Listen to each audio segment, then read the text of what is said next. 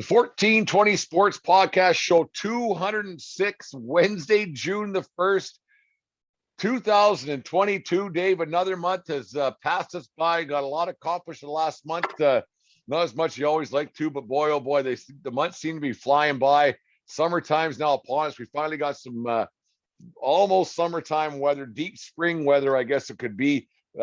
Busy time of the year for me and you and everybody else, but we're still finding time to get the content out there. We got our Manscaped packages in the mail yesterday. You came and picked it up tonight. We'll talk about that in a second. But anyways, Dave, last night I was in Medicine Hat for the WCBL game versus the Okotoks Dogs and the Medicine Hat Mavericks. I was on home plate. Good game. As a baseball purist, Dave, you know that my thoughts on the extra innings rules, where they have runners on base to start the extra innings. The WCBL goes by Baseball Canada rules, which is international rules. They started with runners at first and second base to start the extra innings. And I was just like, okay, whatever. These are the rules. The catcher for Medicine Hat, he looked out in the field. He plays NCAA down in South somewhere in Illinois. And he says, like, what the fuck is going on here? He didn't know what was going on. I said, well, international rules. And he goes, hey, whatever. I'm not a fan with guys on base, Dave, to start the game or to start the extra innings as a fan. But as an umpire, when we're getting to the 2:45, 3 hour on the field, good ball game, I was all for it. And and as a fan, I'm all for it too. Because let's end this game and it's equal. No team has the advantage. But now I'm going to devote another 30 minutes maybe. I don't have to go and watch this thing till 1 a.m. Like I am not a fan of crazy overtime. I need an ending point. This boy is old and his head has to hit the pillow. And I'd rather be it on the pillow than on the couch, because when you're my age as well, when you fall asleep on the couch, there's a couple more cricks and things. It's usually joint pain that wakes me up. Yeah, it's funny how usually when I fall asleep on the couch, I ain't getting up. It's usually like 3, 4 in the morning where I might crawl up, or I just stay on the couch or whatever. It's just kind of the way things always turn out. But last night's game ended with Okotoks winning 6-4 in the one extra inning. Both teams bunted. Then there was a Okotoks kid hit a double, scored the 2 runs, made it 6-3. Same thing kind of happened in the bottom of the inning. Great ball game. A lot of fun was had. Saw some old friends right when I walked out in the field.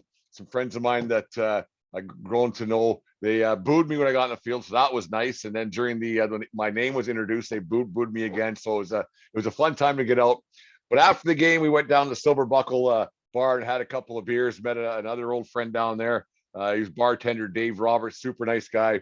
We should have him on the show. That man can talk. But somehow it came out with 2 guys sitting at the bar that I was the home plate umpire for the ball game. It turns out these guys have Gypsy Girl wood-fired pizza, one of those food trucks that's all the rage now. And I was complaining about the hot dogs and the hamburgers that we get after a game, and he said, "Let me make you a deal. You get me a baseball, I'll get you a pizza after next game." I said, "How about we do something better?" I said to him, "I'll get you a baseball right now." And I'm weird. I always take a ball after a game that I do. I threw him the ball, the game ball from the game that I did the night before, last night. And this guy was like he could not believe that he had a baseball in his hand from an important kind of a game. He was quite an average. So I think I'm getting pizza for life whenever I do a game in Medicine Hat. So shout out to Gypsy Girl Wood-Fire Pizza Medicine Hat.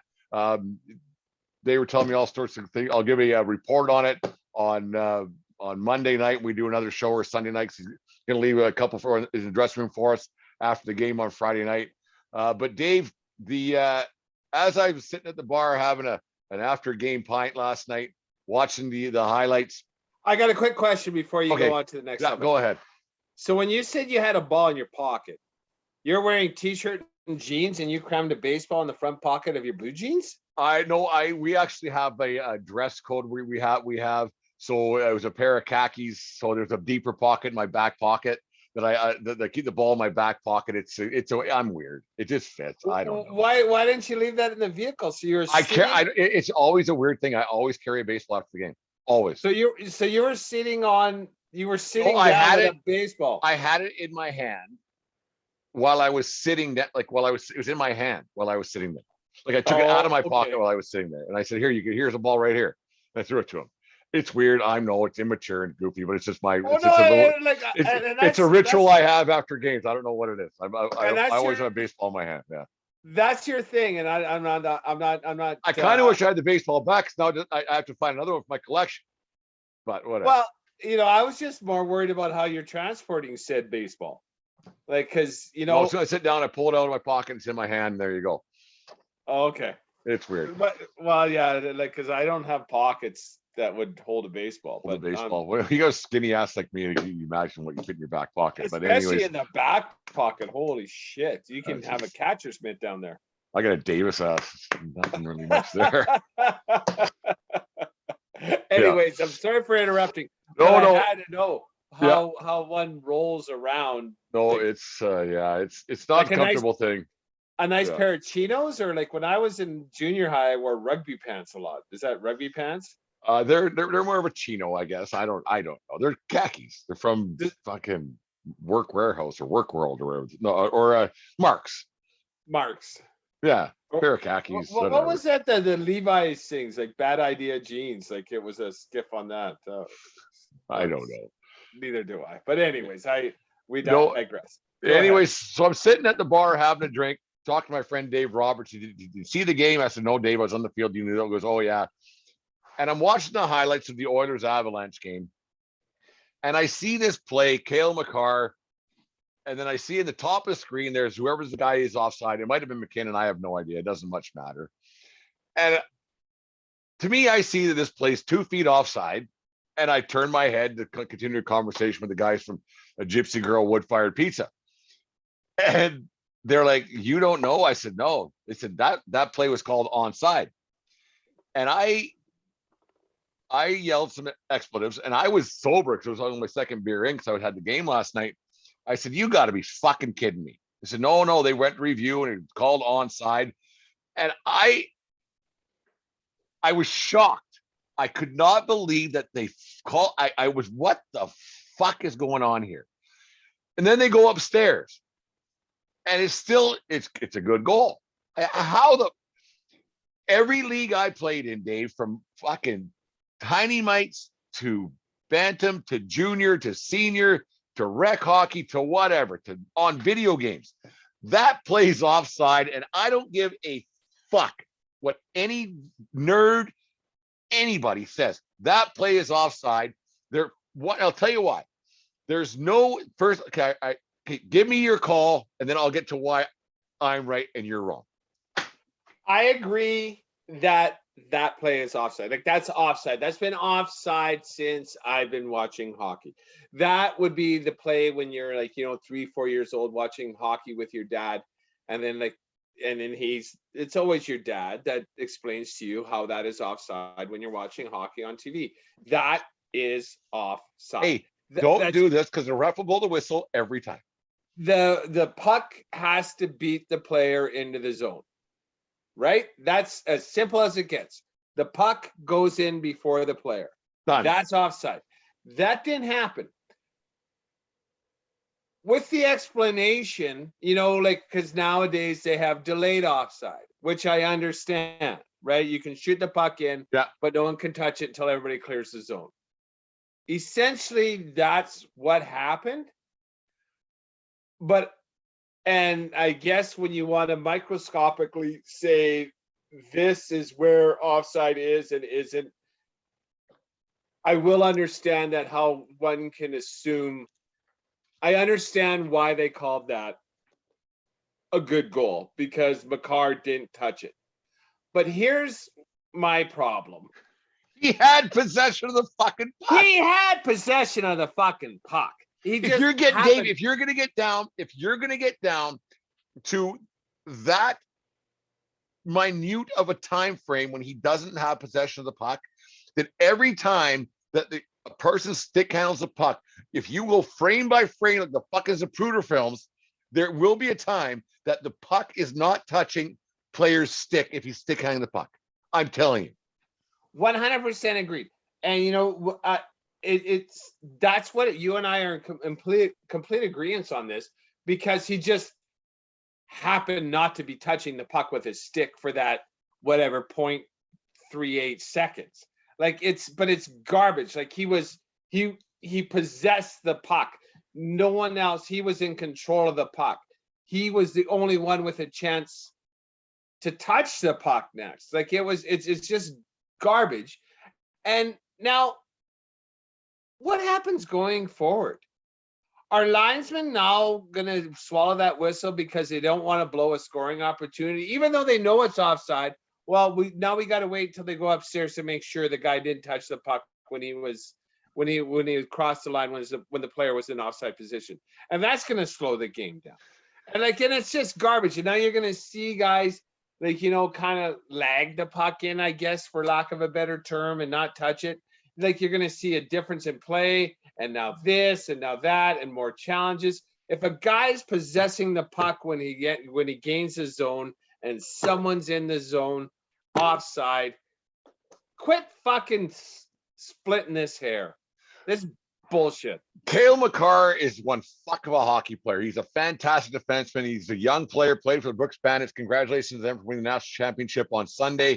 But there is no way that Wayne Gretzky would think at that moment, if I lift my stick off the puck, push it across the blue line, then put my stick back on the puck like a dump in, doesn't matter how far you dump it in.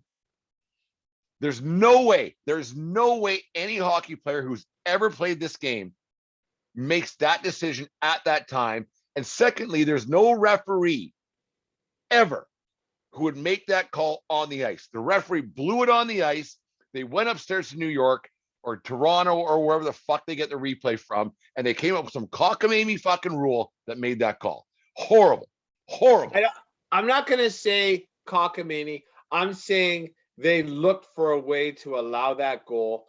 And as the letter of the law is written, it was a good goal. Like, because it is the same. You don't, if you dump it in, it doesn't say how far you're going to dump it in. Correct. Right? Oh, it's bullshit. That was fucking ridiculous. The puck beat the player, like it, and it's hard to bitch. And this isn't an Honor fan. This is a hockey fan talking right now. Yeah.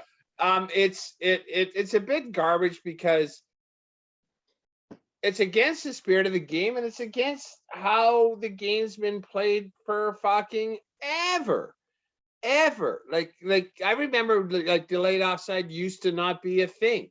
Yeah. That was blown dead 100 times out of 100 times. Yeah. In fact, I wonder how the linesman missed that call. They must have been out of position. Because the fact that it wasn't blown dead, because it wasn't even close. It wasn't close. He was 2 feet offside. It wasn't close. Like, it was not close. Because that's what I said last. Like, when I was watching that, I was like, why is this on TV still? Because I didn't know. Like I said, it was 11 o'clock or whatever time it was when we got over to the Silver Buckle there. And I was like, why is this still on TV? And then they were like, no, they called that a goal. Like, what the fuck? And then I didn't have the sound on. I listened to it this morning on our way back from Medicine Hat, and then the explanations were just astonishing to me. Astonishing. Yeah, the explanations do make sense, and I do believe by the very letter of the law that was a clean goal, but it shouldn't be. It shouldn't be. That's not in the spirit of the game, right? Like it's just one of those quirks of the game. And it's funny that it's taken this long for something like that to happen. To maybe just the stakes are higher or what have you. I don't know why, but it seems to me that they found a reason to make that a goal. Dave, do you think moving? Because I think we've talked about this in the past. We've talked about a lot of things in the past, and we talk a lot. So, but do you think that this is going to be a situation where change actually happens? Because we've seen in the past with offsides that a skate blade is a 0.5 millimeter off the ice, and they're like, that's offside. That, like, do you think that, like, something like this that was so egregiously offside, that they would go, we need to change how we review offsides? Like, do you think that there's, because a sporting a sporting event, a game, a match, or whatever should not come down to lawyer speak. And that's what I think last night's did. Yeah, that's a good point. Like it shouldn't come down to splitting the fine hairs. I think they have to just reassess and possessing the puck. Like he was possessing the puck. You don't have to be touching the puck to possess the puck, right? Some players can keep the puck on the boards for 10 seconds and only touch it like with their skate blades like 0.2 seconds, right? Like they're protecting the puck, they're holding the puck, they're possessing the puck. Every time a guy takes a slap shot, he's actually not possessing the puck for a period of time. Yeah, like when right. Ovi scores his slap shot from the left wing from he possesses the puck for like 0.05 seconds. Like it's gone. But you have to possess the puck to score a goal, but he possesses the puck for that split second to roof it. This is not. I'm not going to say it's absolute total garbage, but I'm going to say this isn't in the spirit of the game, and this is starting to split hairs that I believe is going to slow the game down. And now, like smart players like Makar is, if this doesn't get changed, then you're going to see them every time. Every time they're going to push the puck across the blue line and then go and get it. Every time. They'll practice that timing because all they got to do is get the guy coming out of the zone. All he has to do is get a skate on the blue line, and then Makar can just go because Makar can fly. Yeah, and just a little push over the zone, 4 or 5 feet. Just I dumped it in. Those guys, yeah, and they'll know before not even they feet, do Dave, it inches. And then they can see where the defenders are. They can know how far ahead they can push it. Don't and then that carry gives the puck those across the line. Push the puck across the line. It's not offside because it's actually the literal law. And like I say, that's not the spirit of the game, right? I don't believe so. I don't believe so. That's offside all day every day. Anyways, Dave. But I was listening over driving the way back. We went and saw Mom. Was her birthday yesterday. She told me she's 64 and holding. She's not. But happy birthday, Margaret. Love you. But we went to Fort McLeod tonight. On the way back, we're listening to Overdrive, and they were talking about what's shitty about this and how the NHL fucks things up. They didn't use that word, obviously. Was that game was a 7-6 hockey game, the empty net goal 8-6 game. There was 4 goalies played. It was mayhem. McDavid 3 more points, breaking a Gretzky record for multiple point games. Blah blah blah. We should be talking about that game, not a fucking offside. We shouldn't be. But the NHL does this by their stupid rules. There's stupid things that they do with the inch off the eye. Like it's infuriating that they do it all the time. It's ridiculous, and the Oilers got double penalized on that because they coaches challenged because it was clearly offside, and then it got overturned, and now they're shorthanded. So they just gave up a fucking dubious goal. Yeah. And now they're shorthanded. And that was the turn that it turned out this game should have been 6-6 with 5 minutes left in the third, not the Oilers pushing. It had a dramatic effect on the wacky game. Like it was, we said it like we're going to see multiple goalies, we're going to see high scores, and they did not disappoint that first game. It was wacky. No, it was a crazy game. I think it's gonna be a 7-game series. There won't be any goaltending record set other than most goals against in the series. I think it's gonna be a high-scoring event. There's no doubt about that. We'll get off hockey in a second here, but the Rangers they shocked me tonight. They gave the Rocky Balboa a fighter's chance. We talked about it the other night. They won 6-2, convincing fashion. Shesterkin was great. Good on the Rangers. Our friend from Fan of the Van podcast out in Pennsylvania, Jim. Congratulations, big Rangers fan. So Jim, hope you talk with us on your next show that the Rangers have a shot, because you know what, they're 1 game closer than the Oilers and the Tampa Bay Lightning are right now. Who would have thought? Didn't have a chance. I didn't watch a second. Listened to a bit on the radio as I was going back and forth to baseball and to your place, whatever. So I was surprised as well. It's Who knows? But that Vasilevsky, whenever he lays a dog, he He seems comes to back come with a back. really heavy, strong game. He puts up a wall for sure. He's a hell of a player. I can't see Tampa going down lightly. The thing is, the thing that we'll get off the Oilers thing in one more second. If anybody thought that series is going to be over in 4, they're sadly mistaken.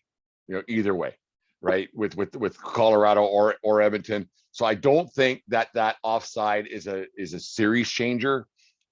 It's just wrong. It's just wrong. It's just wrong, and it's an unfortunate way to start this series because that was right, like whatever 20 seconds left in the first period. So it was as early as you can get in a series that we think is going to go 5 or 6 games. It stinks, and I think we were clear on that, both of us, as to the reasons why it's just not. It's just not. It's offside. It's just offside. It's always been offside. It should still be offside. And if we got to start looking for excuses as to justify a non-call, then maybe. If you got to start reaching for goals, if you got to start Right. reaching for, then you're doing it wrong. You're right. Right. And as a bit of a side, like I mentioned, I was listening to the radio on the car, like listening to the Rangers Bolts game tonight, and they had the Tampa Bay Rangers radio feed, and I think it's Phil Esposito. Yeah, I think he is Tampa Bay Lightning. Yeah. I would have paid money to hear him react if that happened to Tampa Bay, that offside. He is the biggest homer, and he just spouts like, as a color guy, he's a little bit ridiculous. Because he was their first GM back when they came into the league back in 1993 or I believe 92, so, whatever it yeah. was, right? He was their first GM, and there's actually we should play it one day, maybe, or maybe we'll ask the guy to be a guest on our show. There's a funny Terry Ryan story about when his draft day about Phil Esposito and his interview. It's quite funny because I think Espo wouldn't pull any punches. I think he's been around the game forever. Oh, I know for a fact. Just listening to him talk, and the way he criticized the referees, like there was something happened. I can't remember. I was just driving, and hey, the faceoffs are the wrong. Apparently, there was an injury, and he's coming down on everybody. He's calling refs by names, like, Johnny, that's the wrong place. Johnny, you should go up. Like, and he gets hot and bothered pretty quick. But he's whatever, 80 and Italian. Like, if there's any kind of hot-blooded fella out there, it's an 80-year-old Italian guy, right? So I guess he's passionate. No, he's passionate. That's the old line we used to use years ago. Passionate. Playing cards, you're very passionate. But anyways, I don't know. Playoffs are fun. It's just too bad it has to come down to that. But anyways, 1420 Sports Podcast, 4 Beer with Sports, talking a whole lot more. 1420 Sports Podcast, 4 Beer with Sports, talking a whole lot more. Dave, we're quite active on the social media. Our Twitter accounts going all time. Got a lot of followers, a lot of we follow, do a lot of read throughout the day. One thing that caught my eye when I got back from the homeland there was the Baseball is Real Twitter account, and a good question was asked. We always say, well, I could do this and I could do that, and how the fuck does that happen? How can't this guy do this? But these professional athletes, man, they're good, and they're not average people. They're not by any means the Sunday morning sandbaggers at local golf club. They're not the rec hockey guy on a Saturday night at 11 o'clock when only his wife's watching the game. Like, these guys can play their respective sports, and I've always been curious to myself, and this Baseball is Real Twitter account. They posed the question of the average guy going up against a professional athlete, like especially an elite athlete, not just a lesser known guy. And they put out the 3 things out there. What would be the easy, or what do you think you would have a chance to do? Get a hit off Jacob DeGrom. Well, he's not pitching too much right now because he's got arm problems, but get a hit off DeGrom, get a TD off as opposing Jalen Ramsey from a quarterback for the Rams, running a route against him, see what you can do, or scoring a goal against Andre Vasilevsky, which the Rangers found to be quite easy to do tonight. But Dave, you're 52 years old, correct? Yep. Yeah, 52 years old. You're still in pretty good shape for your age. You look good for your age. Everything else. You're an active guy. Do you think you could do any of those three things I just mentioned, to hit up DeGrom, a touchdown off Jalen Ramsey, or a goal on Vasilevsky, or name another one that you might, or a basket off of, who's a playing defense. If LeBron's playing defense against you, could you do any of those things? The only one where I might have a snowball's chance would be like maybe a little Texas leaguer or a ground ball with eyes against DeGrom. Jalen Ramsey would just cover me. Like there would be nothing I could do when that ball's in the air. He can be having a fucking snack in his chair. Umbrella drink, yeah. I'm a lawn chair and umbrella drink, yeah. And then when that ball's in the air, he's gonna be faster. Like he's just a specimen, and I'm not. Same with Vasilevsky. I never played competitive hockey in my entire life. There ain't no fucking way I'm putting anything by him. I don't have the ability. I don't have the talent. I don't have the skill. I don't have the technique. I don't have the fundamentals to rip a slapper by him. Like I don't know what I could do. DeGrom, if I start swinging early enough and it happens to be right there with my eyes closed, it would literally be the blind squirrel finding a nut. But at least I can get the barrel of the bat into the strike zone when the ball is there. Is the ball hitting the bat, or is the bat hitting the ball in that situation? The ball is running into the bat for sure. For sure. You know what you got what I was saying. Okay, good. Yeah. This is the blind squirrel finding a nut. And there would have to be parameters. Like you have to throw strikes. Because if he's throwing curveballs and sliders, I don't have out of the zone. Ain't no way. Because the only possible way for me to get the barrel of the bat onto the ball was to start swinging before the ball's out of his hand. See, Dave, I thought the same way for half a second. But then last night, there was a kid from Okotoks, and he came in about the 7th or 8th, and I can't remember. And he was throwing about 93. And it was fucking coming. And I was like, oh, yeah, that's there. It's just that much quicker. And that's only 93. DeGrom's throwing 100. There's no way you could ever hit it. There's no way. But that's what I'm saying. Before his plant foot hits the ground. So my thought as well was I could hit a baseball. Then I got thinking, oh no, I can't. Like I can see it. Like as an umpire, I can see it coming down. Yeah, good. I got it. Done. And I'll call a strike, call a ball, whatever it is. But actually using my extremities to plus a bat, but I don't. That's the one I don't think I thought about it. I can't do that. The one I think I could do if I had 100 shots, I would on 100 breakaways. I think I could get a goal off Vasilevsky. Yeah, and that's you have more hockey skill than because I played I was a goalie myself, so maybe I can Jedi mind tricks or something on him. But that's the one that maybe I think I could do because you deke, you hit it off the post in, or you get lucky, whatever. I think there's more luck involved on that than trying to hit a fastball from Jacob DeGrom. And he said, like you said, Dave, if DeGrom starts throwing sliders and you're swinging it, you're fucked. Like there's stuff in the dirt. It looks like a curveball, and all of a sudden it's in the dirt 5 feet from you. Like, oh, I'm out every time. Well, and that's what I'm saying. I know I can't do any of these things, but like with infinity chances, there would be one that the ball eventually finds the bat. I like how we were the ball finds the bat, not the bat finds the ball, because that's 100% true in that situation. Jesus, it goes to show that like when a guy has a good batting average and a guy can hit 320, 330, That's fucking talent. Is that the hardest thing to do in sport?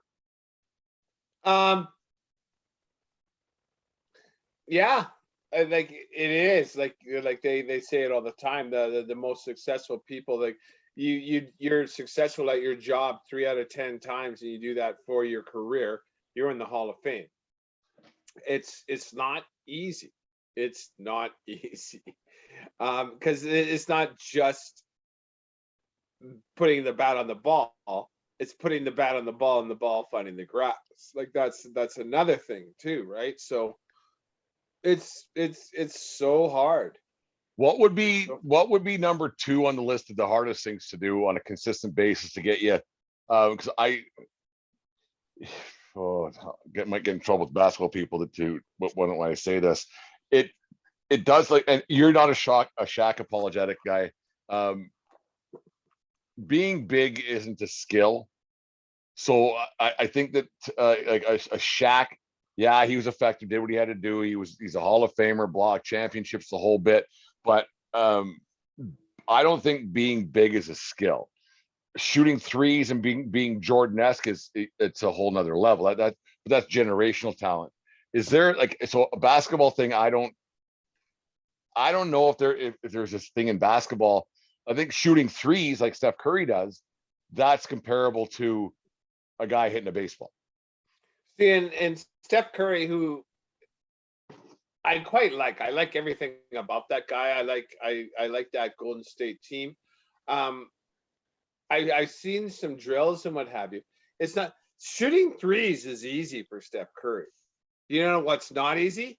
Getting open to shoot threes, because they are guarding you like crazy. Like in basketball, I would never, like, if the ball ever got past to me, like, I don't know if I would be able to take 4 steps with someone picking my pocket. Wouldn't have the time. Those guys are just, yeah. Like I've been to an NBA game. I've been to an NCAA game. Those guys are fucking cats out there. They're fast, so goddamn quick. It's impossible to even think about playing the game at their level.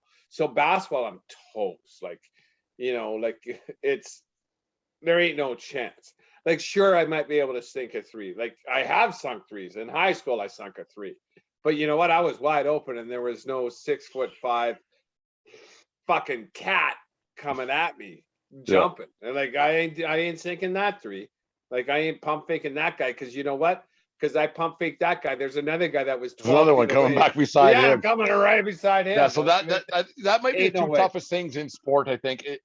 And then in football, it always amazes me once football season comes around, whether it be college or the pros, or no matter what league, that doesn't matter. When a guy can be running 50 yards straight downfield, and he just puts his hands out, and that ball lands right in when the quarterback puts it right in the guy's hand. To me, that is something else. Like, how they can pinpoint that speed and everything else.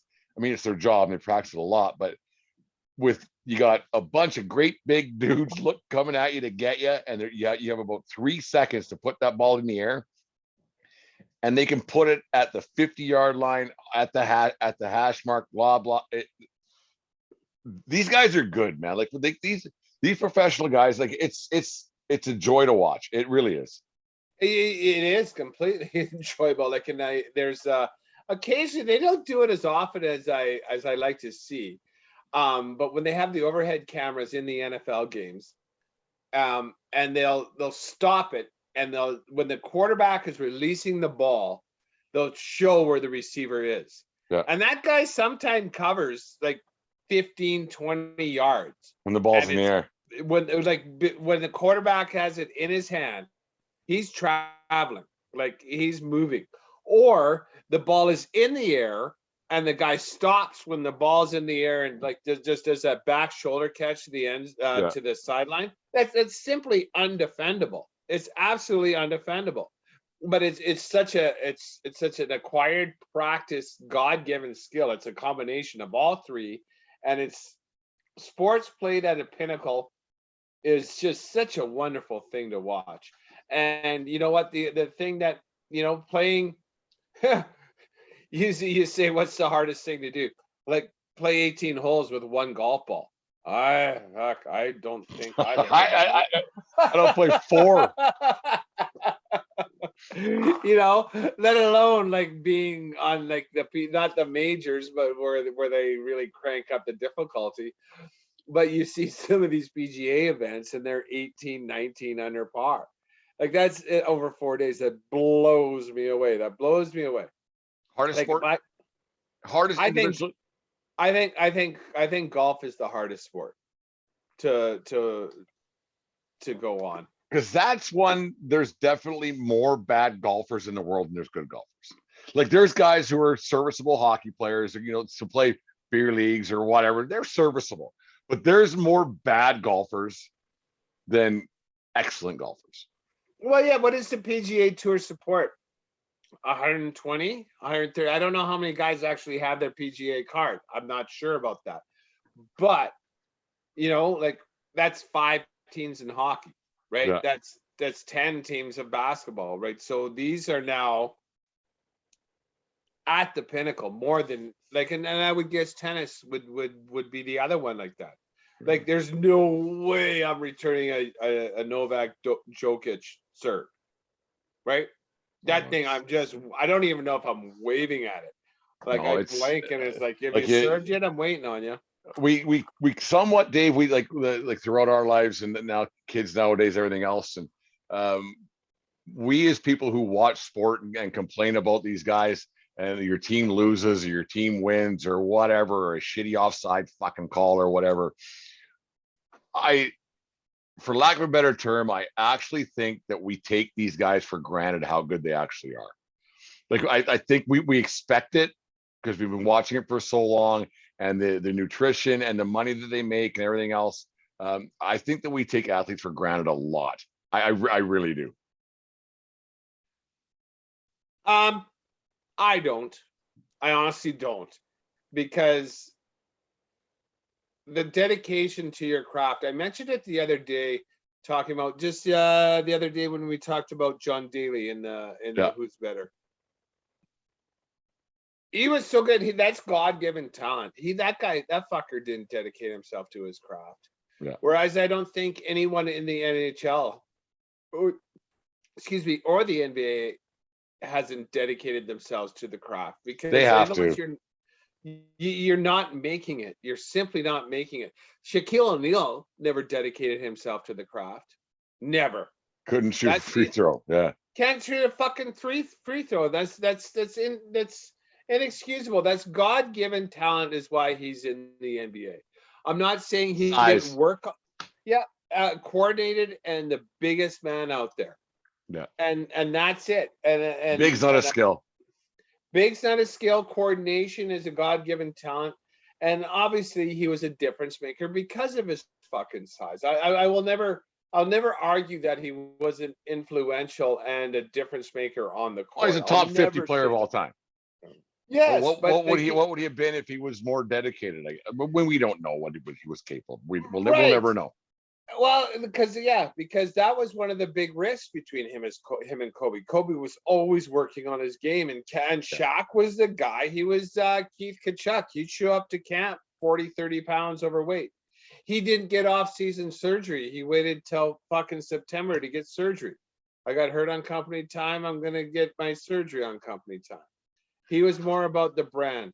I've heard that a lot over the years, my line of work too. So anyways, Dave, good conversation. Something we talk about around a bar stool for sure. That's a good bar room conversation like we set out to do. We started this podcast, not the nuts and bolts of games and everything else, but to talk like that. Anyways, if you're going to a game this weekend, make sure you go to SeatGeek or SeatGeek.com and use promo code 1420pod and get yourself $20 off your first purchase. I think beer money, Dave thinks free parking. I think it's free parking. Like, holy We'll put it up for a poll. When you get your $20 that you saved on SeatGeek, what is that money going to? Is it going to free parking or to beer? Because it's $20 in your pocket, right? So what are you doing? Or maybe Uber free parking, transportation, or beer or suds. There we go. The 1420 podcast, 4 beers, 4 stock, and a whole lot more. Sponsored by SeatGeek and SeatGeek.com. 1420 Sports Podcast, 4 beer with a sports talk and a whole lot more. Dave, the more games we're getting into WCBL season, I hear the music. I've been to 3 different ballparks so far this year already. Going to be at probably 6 or 7 when it's all said and done, working the Wimble, as we call it. The one thing I noticed that starting to drive me a little bit nuts is the repetitive music from ballpark to ballpark, the hockey arena to hockey arena, the staples that are throughout whether it be professional, junior hockey, baseball, wherever. Dave, is it time that somebody came up with a list of songs that you're not allowed to play at a sports facility anymore? Like, there's some enough's enough. It's, the baseball games I've been to the last 5-6 years have all been at Bull Stadium or Spitz Stadium here in Lethbridge, and that soundtrack is a little tired. And the hockey games I go to are at the MNAC Center for the Lethbridge Hurricanes. That soundtrack's a little tired. Like, when I say a little tired, it's the same goddamn soundtrack as when I was in my 20s. Like, they're like, obviously 1 or 2 songs are a little bit different. There might be a Bruno Mars or there might be a something else. Yeah. But it's when these franchises or whatever, who decided late 80s, 90s arena rock was the music we're going to play at sporting events from here to the end of time? It's a little bit embarrassing. I don't understand why, like, we're in the age of there's you don't need a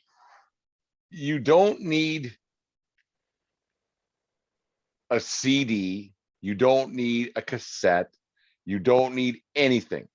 You can hit a button on your phone or whatever device you have, and you have every song that's ever been made at your fingertips. And sports facilities in Canada and the United States, I'm sure of it, insist on playing the exact same Trooper, Gopher, Kim Mitchell, blah, blah, AC/DC, Guns N' Roses, Neil Diamond, no matter where you go on a baseball field. They insist on playing the exact same songs. And I don't get it. Like, I don't do because maybe we go to more games or watch more. Is the soundtrack for the person that goes to 1 game a year and they're expecting to hear those songs? Does that make sense? Yeah, I hear what you're saying. I don't know if that has anything to do with it, but like, I will say this, like, has anyone not gone to a second baseball game because the music they played between the innings was bad? Like, what's like, I understand you play music and you do that kind of thing, but just fucking start switching it up. Like, I don't. I guess, if you bought that cassette on KTEL on KTEL Records back in 1982, and you don't want to throw it away because then you have to get rid of the cassette player, that's the one that's hooked up to the PA system. And then, like, so when they do the stadium renovations and everything, like, well, let's get rid of this. Why would we get rid of that? We got all these cassettes, and the fans love it. The fans Whatever don't happened to KTEL Records? I don't know, but KTEL, they had more. Those commercials were fantastic. Oh yeah, with like KTEL Records. Yeah, KTEL. Order now. Get to your phone, like, plus $12.99 plus shipping and handling. Like, I don't know that I did KTEL Records end up going the way of the Dodo Bird because of Columbia House? Perhaps. And was KTEL Records just a Canadian thing, or did they have that in the US of A too? To our American listeners, there's many of you. We thank you very much for listening. Spreading the good word of the 1420 podcast down there. Let us know if you're in your late 40s, early 50s or 60s, whatever age group you're in, whatever demographic you're in, or people who are younger, if you could ask your parents, ask them, this are American listeners, if they remember K-Tel Records in the United States, because I think that was a Canadian entity, K-Tel Records. Jesus fuck. Did you have any Columbia Records accounts? Oh, myself, like 3 or 4. Yeah.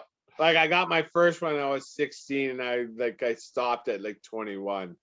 But yeah, they like David and Troy and Gaston, like those were my we all had accounts, and that's it. Like, and At when I was at Notre Dame, Wilcox, Saskatchewan, Dave, they must have hated when they got subscriptions asks and requests from Wilcox, Saskatchewan, Columbia House, because what we did in my dorm alone, like my room, it was me, Jason Noseworthy, Jason Huck, and a guy who played with the Calgary Stampeders by the name of Dave Heisman. We use everybody's first name and last name together to get as many CDs as we could. And I think we ended up like, fuck me, there had to have been 80 CDs when it was all said and done. We used there was a Jason Redlinski, a David Redlinski, and a Brett Redlinski, all at this address, and they just sent them out. Like, just, it was like whatever. And no one ever fulfilled their obligation. I don't Never. know how that worked. Never. Like, Because was Columbia stealing it from we had a everybody? mailing address in Wilcox, but then when the school year was over, we just canceled our mailbox, and that was good. See you later. We'll see you in the fall. And where that mail went, I have no idea. Like, I don't think I ever paid for a CD.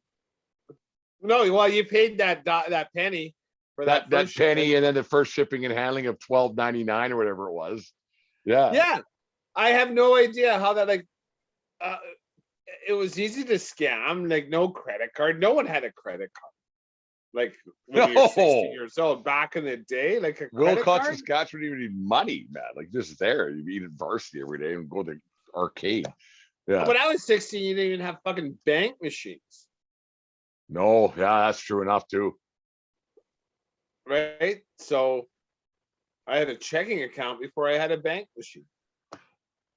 Fuck. I wrote checks before I had a fucking bank card.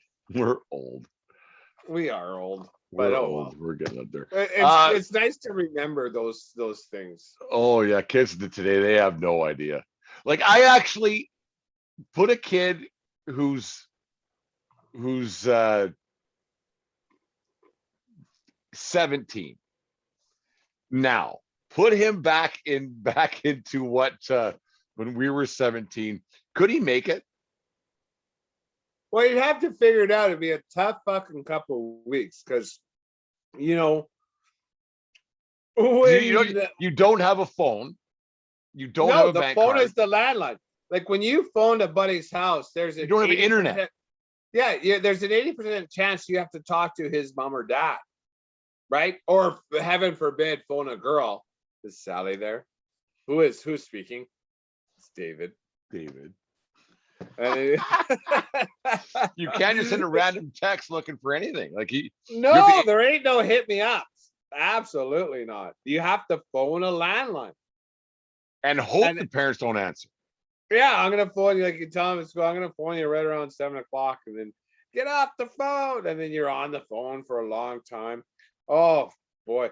I don't even know if those are fond memories, but they're kind of neat memories. I remember, like, when I was working at awkward silence, eh? Oh, just awkward silence. And I'll call you and you're like, why did I say that? Fuck, I shouldn't have said that. And then you call, it's like, I got nothing. Like, I got nothing. And people who know us from back in the day and people who listen to our show, they know we can talk. And when you and I got nothing back when we were 17 years old, there's nothing, man. You're thinking about maybe a boob, but you can't say that to the girl, right? Like, there's nothing. Yeah, there ain't no phone sex. No, it was awkward conversations. Nothing dirty. Yeah. Hi, what do you want to do? Like, where are we gonna? Are you going to the dance on Friday? Like, I'll see you at school, and let's go to the Broncos game. Yeah. Just getting a paycheck when I was working at Buffalo Bills. I had to take that to the bank. Yeah. I had to walk up there with my bank card that I had. That was a bank card, but it was I had a bank book. yeah, with the snaps. I was at Bank of Montreal and Yeah. they print off the thing. Do you remember what I'm saying? Yeah. Yeah, it's just it was a different time and it was more pen to paper record keeping than it was now. Now you just pull up anything you Because want. now, if for whatever reason you do get a check, you just hit a button on your phone, takes a picture of the check, it's done. Right.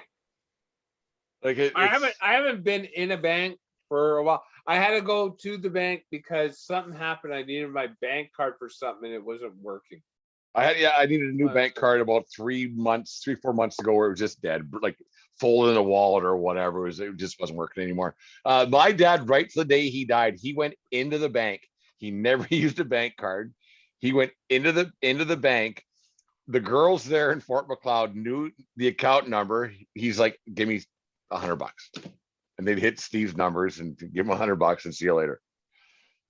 Don't trust those machines. No, don't ever, or just didn't want to. I think he just didn't want to. Yeah. That was the biggest thing. Dave, give me one song you like hearing at a sporting event, and you tap your toes, and you might even stand up and clap your hands. And give me one, like, I don't ever want to hear this fucking song again. I never mind hearing Raise a Little Hell at a hockey game. I fucking like that. And I like hearing AC/DC at hockey games too. Yeah. I don't ever need to hear Cotton Eye Joe. I don't ever need to hear YMCA again. Like those ones just drive me fucking bonkers. They played YMCA in the Hat last night. The crowd seemed to be getting into a little bit. YMCA at Yankee Stadium, I think it's the 6th inning or the 5th inning when the grounds crew comes out and does it. I'm not a big YMCA guy, but it's kind of fun when I'm if I don't have to hear. Oh, there's one that I'm good. Maybe it's here it is, because it's my anti-Red Sox thing. I don't need to hear, and you know what? I don't mind this song, Sweet Caroline, but isn't part of it's not the lyrics. I don't need to hear that ever again. That's not part of the song. I hate it. That might be just my Red Sox hatred. That might be that. So it's the one I never want to hear again, because they were doing it last night in the Hat. So that's why maybe it's recency bias in my head. But I've heard it at Fenway Park as well. As far as one that I don't mind hearing a lot is Jesus.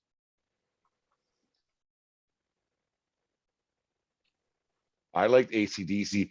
There's a Queen song that's really, really good.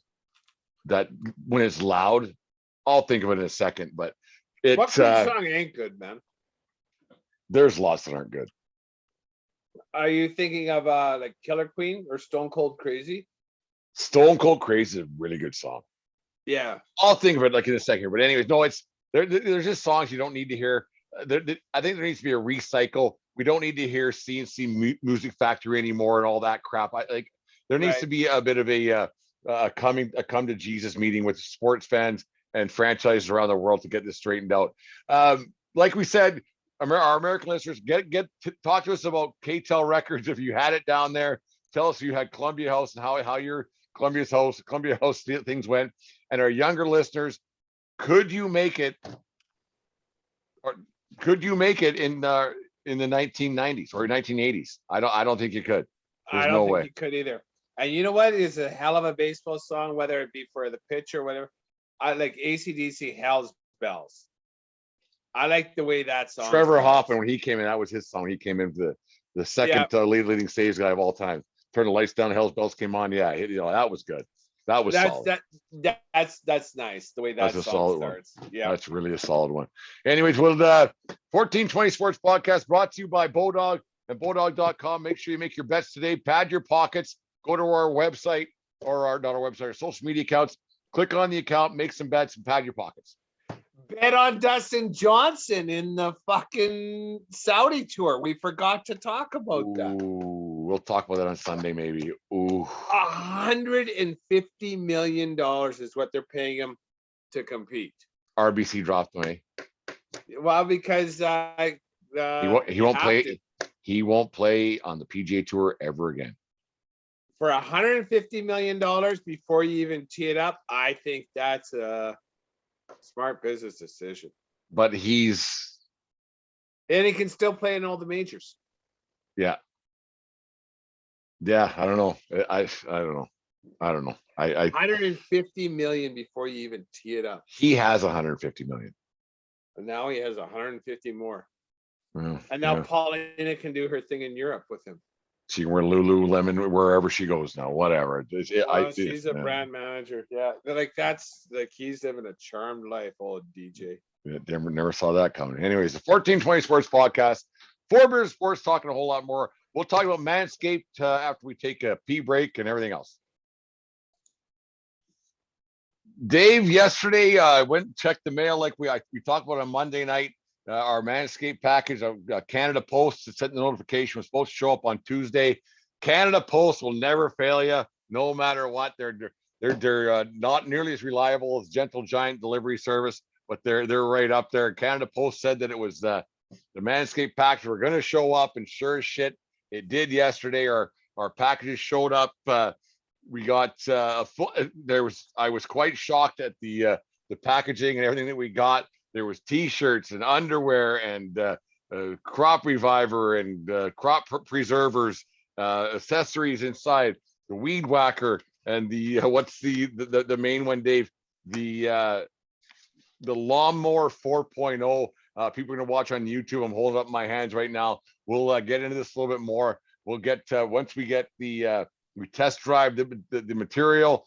We'll give our reviews on it. We'll do the reads and everything else. But Dave, I'm quite impressed with what Manscaped sent us. Me as well. I didn't realize what was coming our way. I'm looking forward to trying some of the products. I'm still not going to shave my balls, but apparently the forest is going to go for a little bit of deforestation. And that's just, I've only had it in my hot little hands for a half hour here. So we'll do some experimentation. I'm looking forward to the lotion. I asked about the balm the other podcast, but we have lotion. So I'm cautiously optimistic that I'm gonna see what happens. No, it was quite nice of Manscaped to make us a partner with them, the 1420 podcast and Manscaped. Make sure you use promo code 1420SCAPED. That's 1420SCAPED, and you get 20% off and free shipping worldwide for the product that we're talking about.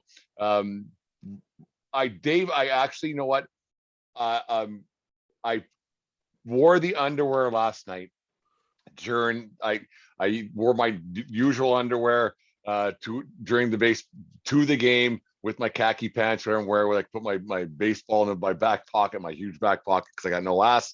But I did wear the Manscaped underwear last night during the game, and I gotta say, they were quite comfortable. They didn't bunch up, they didn't move. You couldn't notice there's a thing in an umpire thing. There was no panty line that you could see underneath my pants. They were actually quite a comfortable set of underwear that I wore last night. Boxer briefs. You don't wear a cup? Well, there's a cup, yeah, but I wear a cup and then underwear. Over top of your brand new underwear? Yeah. Oh, really? I would do you get a shower after the game? I shower after the game, yeah.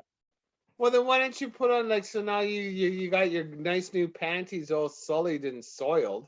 No, I don't work that hard. I don't sweat that much. They were good. So no, it was good. No, it was they were very comfortable, and I was quite happy with the Manscaped boxer briefs that they sent us last night. No, it was like for they were a good set of underwear. I wouldn't they're at 8 out of 10.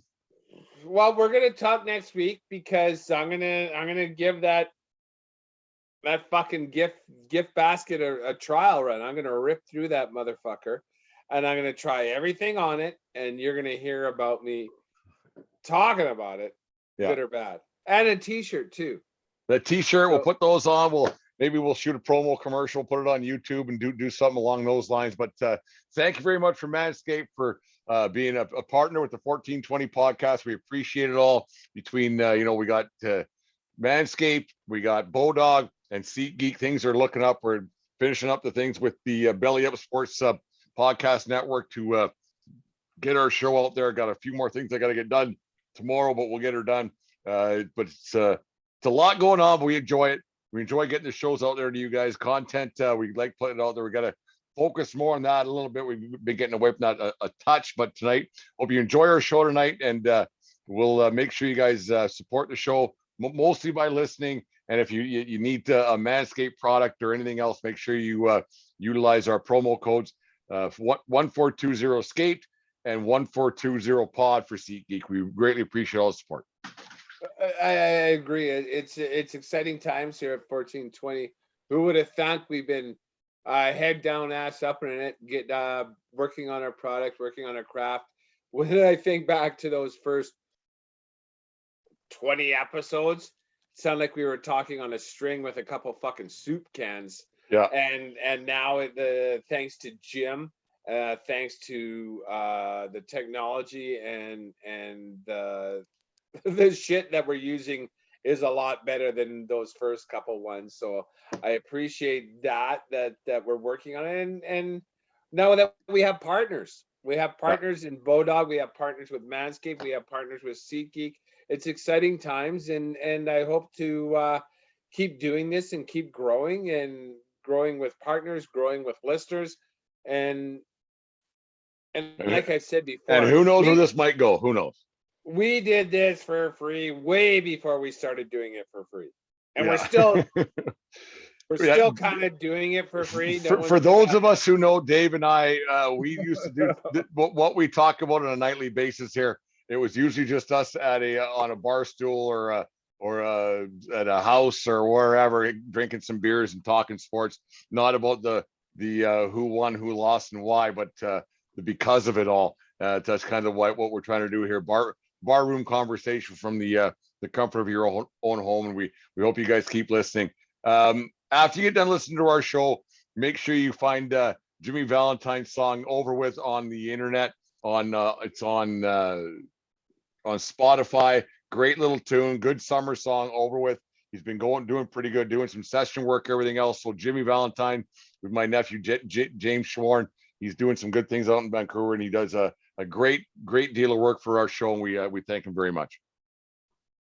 We always appreciate the work that Jim does for the show, because it's a labor of love for him. First, he's in a different time zone, so he has an extra hour to sit up and listen to the dulcet tones. He listens to us 3 times a night every time we do one of these shows, at least. And we appreciate it. And Jimmy, you're young, man. I used to only need 4 hours of sleep too, but now Papa has to hit the hay. There you go. Anyways, speaking of hitting the hay, we should probably do that, Dave. 1420 Sports Podcast, 4 Beer Sports Talk, and a whole lot more. Take care of each other, but more important, take care of yourselves. We need you around. Keep your stick on the ice, and what else, Dave? Don't swing at high pitches, Jimmy. Hey, have a good weekend. We'll talk to you guys again on Sunday night. Manscaped, SeatGeek, and Bodog. Good night, folks. Support them because they support us. There you go. Thanks, guys.